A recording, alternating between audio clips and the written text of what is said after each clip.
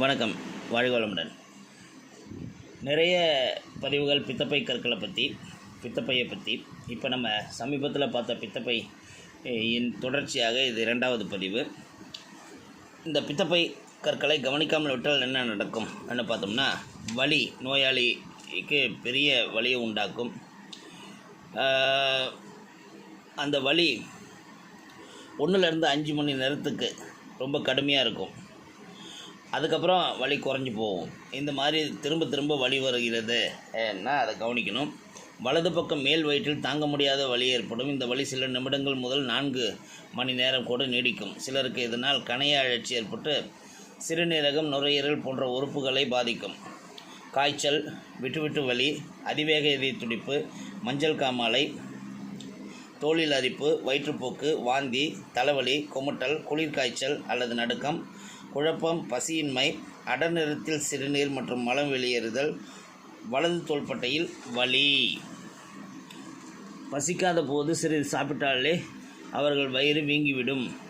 மேலும் சாப்பிட்ட உணவு செரிமானமாகாமல் நெஞ்செரிச்சல், புலி ஏப்பம் வரும். வலது நெஞ்சில் வலி, நேர்பின்னே முதுகில் வலி, வலது தோள்பட்டை முதல் உள்ளங்கை வரை வலி உண்டாகுதல், வயிற்றின் மேல் பாகத்தில் வலது புறம் கடுமையான வலி, உடல் எடை குறைவு போன்ற பல பிரச்சனைகள் தோன்றும். அப்போ எப்படி நம்ம இதிலேருந்து சரி பண்ணிக்கலாம்னா, உணவு மாற்றம் கண்டிப்பாக வேண்டும்.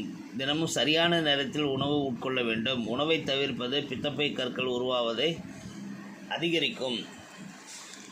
உடல் எடையை ஆரோக்கிய முறையில் குறைக்க வேண்டும். மிக வேகமாக குறைக்க முயற்சிக்கும் போது பித்தப்பையில் கல் உருவாவதற்கான வாய்ப்பு அதிகரிக்கும். வாரத்துக்கு 1/2 கிலோ முதல் 1 கிலோ வரை எடை குறைப்பதே ஆரோக்கியமானது.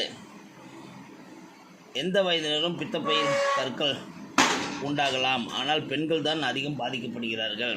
மேலும் இரத்த சிவப்பணுக்கள் சுழற்சி மிக விரைவாக உள்ளவர்கள், இரத்த சோகை நோய் உள்ளவர்கள், செக்ஸ் ஹார்மோன் மாற்றங்கள், உணவு மண்டலத்தில் பாக்டீரியா, குடல் புழுக்கள் மற்றும் டைஃபாய்டு போன்ற நோய் கிருமி பாதிப்புக்குள்ளாவார்கள். குடல் புண்ணால் பாதிப்பு உள்ளாவார்கள். கிட்னி, கல்லீரல் போன்ற உறுப்புகள் பாதிக்கப்பட்டவர்கள், புற்றுநோய் உள்ளவர்கள் போன்றவருக்கு பித்தப்பையில் கற்கள் எளிதில் உண்டாகிறது. அறுவை சிகிச்சை மூலம் பித்தப்பையை அகற்றினால் பிற்காலங்களில் அஜீரண கோளாறு, அல்சர், மஞ்சள் காமாலை நோய், அசைவ உணவுகள் செரிமானமாகாது போன்ற பல பிரச்சனைகள், பல வியாதிகளை கொண்டு வரும். பித்தப்பையில் கற்களை நீக்குவதற்கான